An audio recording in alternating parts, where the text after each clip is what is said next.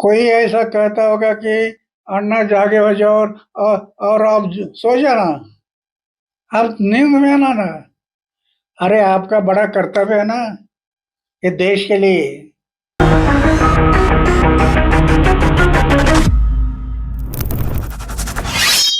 வணக்கம். ஐயா அண்ணா ஹசாரே அவர்களே, எந்திரியுங்கள். 6 மாதத்திற்கு ஒரு முறை கும்பகர்ணன் கூட எந்திரிச்சு விடுவார். ராவணனுக்காக கும்பகர்ணன் கூட எந்திரிச்சு போரிட்டான். ஆனால் நீங்க 11 ஆண்டுகள் ஆகிவிட்டது ஐயா, உறங்கிக் கொண்டிருக்கிறீர்கள். எந்திரியுங்கள். இந்த நாட்டில் இன்னொரு போராட்டம் தொடங்கிவிட்டது. இந்தியா அகேன்ஸ்ட் வோட் சோரி. ஆனால் நீங்க இந்தியா அகேன்ஸ்ட் கரப்ஷன் அந்த போராட்டத்தை தொடங்கினீர்கள். அது என்ன ஆனது என்று கூட யாருக்குமே தெரியவில்லை. இன்னைக்கும் நீங்கள் எந்த விதமான வார்த்தையும் கேட்க மறுத்து வருகிறீர்கள். அன்னைக்கு ஏராளமான ஸ்கேம்ஸ்கள் நடக்கிறது, கரப்ஷன் நடக்கிறது, அதை ஒழித்து கட்டுவேன் என்று நீங்கள் ஒற்றை குரலில் ஒரு வார்த்தை கூறிய அந்த வார்த்தையை நம்பி நாங்கள் அனைவருமே, முக்கியமாக இளைஞர்கள், ரோட்டில் இறங்கி போராடினோம். ஜம்மு எங்க, காஷ்மீர் எங்க, தமிழ்நாடு எங்க, ஆந்திரா எங்க, மகாராஷ்டிரா எங்க, டெல்லி எங்க, இந்த நாட்டில் எந்த நகரமுமே விட்டு வைக்கவில்லை. அனைத்து இளைஞர்களுமே உங்களுக்காக நாங்கள் வந்து நின்றோம். அந்த அளவில் எங்களால் பொறுக்க முடியவில்லை. இந்த நாட்டில் நடந்த ஏராளமான ஸ்கேம்ஸ்கள், கரப்ஷன்களுக்கு எதிராக நாங்களும் குரல் கொடுத்தோம். அண்ணா ஹசாரே 2வது காந்தியாக பார்க்கப்பட்டார். உங்களை காந்தியாக பார்த்தோம். உங்களுடைய காந்திவாதத்தை நாங்கள் நம்பினோம். ஆனால் அது வெறும் ஒரு முகமூடி தான் என்று இன்னைக்கு தான் எங்களுக்கு தெரிகிறது. இந்த வார்த்தையை நான் கூறவில்லை.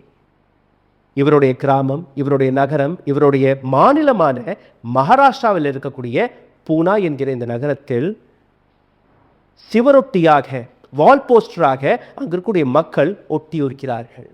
கும்பகர்ணன் கூட 6 மாதத்திற்கு ஒரு முறை எந்திரிச்சு விடுவான். ஐயா, நீங்க 11 ஆண்டுகளாக உறங்கிக் கொண்டிருக்கிறீர்கள். உங்களை நம்பி இந்த நாட்டில் இருக்கக்கூடிய இளைஞர்கள் ரோட்டில் இறங்கி போராடினார்கள். இன்னைக்கு நீங்க உறங்குவது சரியா? இன்னைக்கு அண்ணா ஹசாரே அவர்களை பற்றி எதற்காக பேச வேண்டிய அவசியம் இருக்கிறது? ஏன்னா இன்னைக்கும் அதே போன்ற ஒரு போராட்டம் தேவைப்படுகிறது. காரணம், உங்களிடம் இருக்கக்கூடிய அந்த வாக்குரிமை, அதிகாரம் பறிக்கப்படுகிறது. ஆனால் எந்த அளவில் 2011ஆம் ஆண்டு அண்ணா ஹசாரே அவர்களுடைய ஆன்டி கரப்ஷன் பில், லோக்பால் என்கிற இந்த சட்டத்தை கொண்டு வருவதற்காக எங்கள் அனைவரையுமே ரோட்டில் இறங்கி போராட விட்ட அதே நபர் இன்னைக்கு எங்கே என்கிற அந்த கேள்வி. அவரை சுற்றி ஒரு 20-30 பேர் இருப்பார்கள். அவர்கள் எங்கே? அதுவும் ஒரு கேள்வியாக இருக்கிறது. அனைத்து நபர்களுமே தன்னுடைய அரசியல் லாபத்தில், அரசியல் களத்தில் குதித்திருக்கிறார்கள். அவர்களுக்கு கிடைக்கக்கூடிய ஷேர்ஸ், ஒரு சில நபர்கள் கவர்னர்கள், ஒரு சில நபர்களுக்கு எம்பி பதவி, ஒரு சில நபர்களுக்கு கட்சி கிடைத்து விட்டது, ஒரு சில நபர்களுக்கு வேறொரு வழியில் லாபத்தை இப்போ இருக்கக்கூடிய அரசாங்கம் கொடுத்துள்ளது. 2G ஸ்கேம்க்கு எதிராக, காமன்வெல்த் கேம்ஸில் நடந்த ஊழலுக்கு எதிராக, கோல்கேட் அங்கு நடந்த ஊழலுக்கு எதிராக காங்கிரஸ் அரசாங்கம் நடத்தி வந்த ஏராளமான கரப்ஷன் ஊழல்களுக்கு எதிராக மக்கள் கொந்தளித்தார்கள், ரோட்டில் இறங்கி போராடினார்கள். காஷ்மீர் டு கன்னியாகுமரி வரை இந்தியாவில் இருக்கக்கூடிய ஒவ்வொரு நகரத்திலையும், ஒவ்வொரு கிராமத்திலையும் அண்ணா ஹசாரேவுடைய பேர் ஒலித்தது.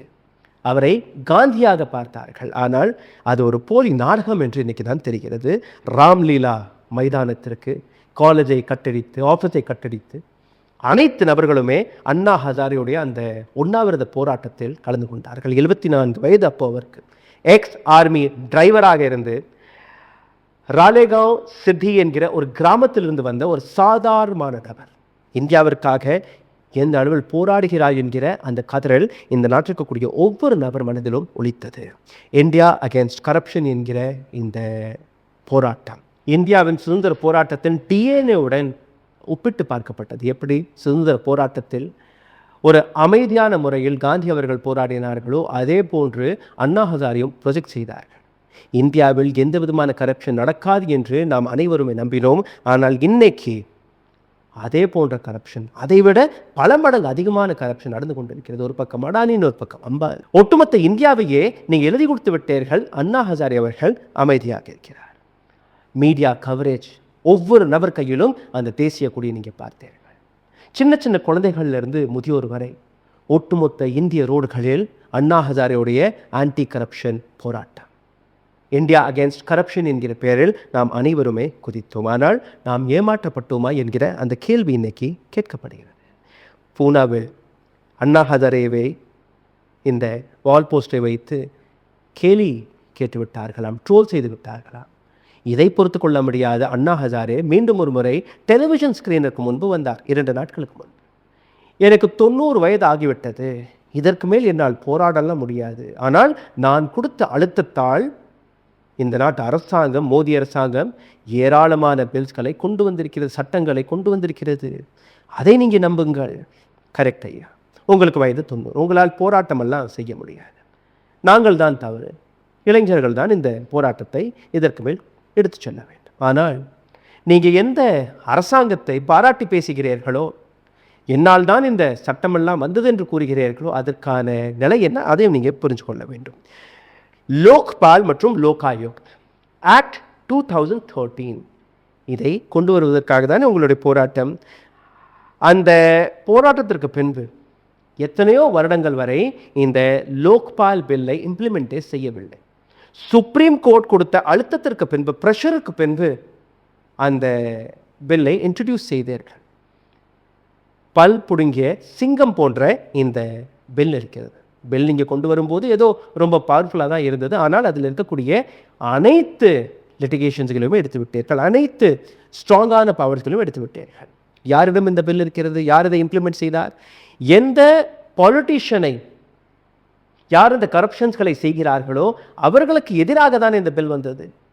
அவர்களையே அதற்கான பாதுகாவலராக அமர வைத்திருக்கிறார்கள். நான் திருடன், நானே அதற்கான சரியா தவறா என்கிற அந்த முடிவை சொல்ல வருமாம். அதுதான் இந்த பில்லிற்கான இப்போ இருக்கக்கூடிய நிலை. இந்த பில்லை நீங்கள் பார்த்தீர்கள்னா எத்தனையோ மாநிலங்கள் இதுவரை இந்த பில்லை இம்ப்ளிமெண்ட்டும் செய்யவில்லை. இந்த பில் வந்ததுக்கு அப்புறம் தான் எலக்டோரல் பாண்ட் வந்தது.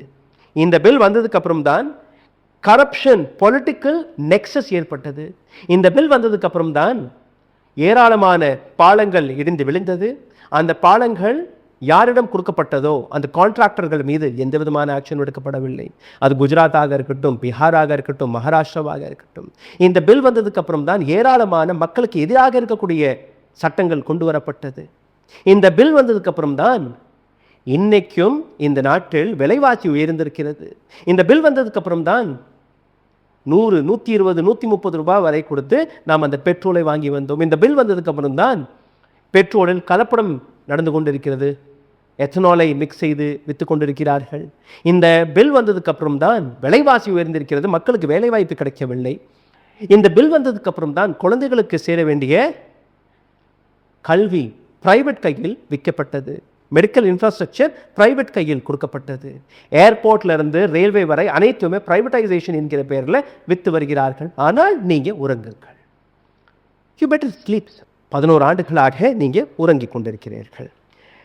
அண்ணா ஹசாரே 2014ஆம் ஆண்டுக்கு பின்பு பிஜேபி பவரில் வந்ததுக்கப்புறம் ஒரு ஹங்கர் ஸ்ட்ரைக், ஒரு ரேலி, ஒரு மாஸ் மொபிலைசேஷன் எதுவுமே நடத்தவில்லை.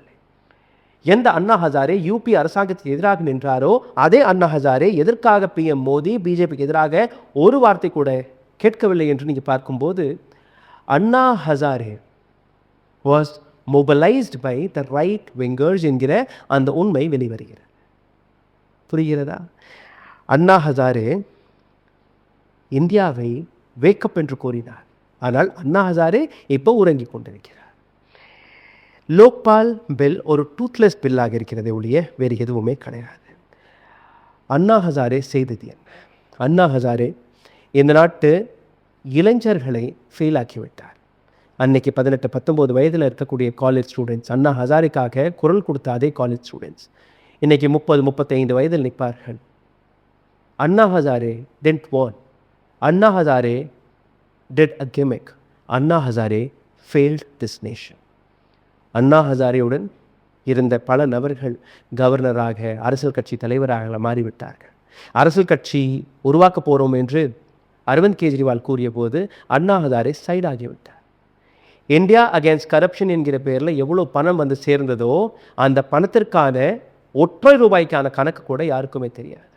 அந்த பணம் ஆம் ஆத்மி கட்சியிடம் கூட போகவில்லை. அண்ணா ஹசாரே இந்த பணம் எனக்காக வந்தது, இந்த பணத்தை நான் யாருமே கை வைக்க விட மாட்டேன். சரி, அந்த பணத்தை வைத்து நீங்கள் என்ன செய்தீர்கள்? பள்ளிக்கூடங்களை கட்டினீர்களா? மருத்துவமனைகளை கட்டினீர்களா? அந்த பணம் எங்கே என்கிற கேள்வி கேட்டாலும் அதற்கான பதிலும் கிடையாது.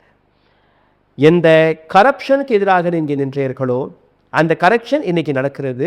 இன்னைக்கு உங்களுடைய பதில், நான் 90 வயது அடைந்து விட்டேன், இதற்கு மேல் என்னால் போராட முடியாது. மகாத்மா காந்தி அவரும் வயதான நபர், அவரும் கடைசி நாள் வரை போராடி கொண்டு தான் இருந்தார். போராடுவதற்கு வயது முக்கியம் அல்ல, போராடுவதற்கு வில் பவர் முக்கியம். ஜெயபிரகாஷ் நாராயண் இந்திரா காந்திக்கு எதிராக குரல் கொடுத்தார். அன்னைக்கு அவருடைய வயதை நீங்கள் போய் பாருங்கள். ஒரு இடத்துல உட்கார்ந்து கொண்டு பேசினாலே போதும், ஸ்டேட்மெண்ட்களை கொடுத்தாலே போதும்.